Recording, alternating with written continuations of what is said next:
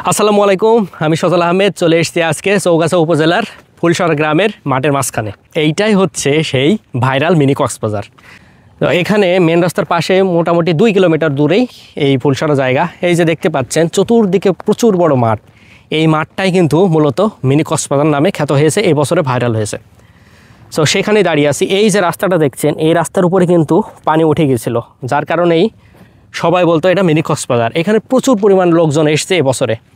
আমি এক কৃষক চাচার কাছে শুনলাম যে প্রতি বছরেই এই জায়গাগুলোতে পানি ভর্তি হয়ে যায়, কিন্তু এই বছর একটু বেশি পানি উঠেছিল অতি বর্ষার কারণে, যার কারণে রাস্তার উপরে উঠে গিয়েছিল। এই রাস্তার উপরে ওঠার কারণেই এই জায়গাটা অতি সুন্দরে রূপ নিয়েছে। এমনিতেও আই থিঙ্ক বিকালবেলা খুবই সুন্দর লাগবে এই জায়গাটা।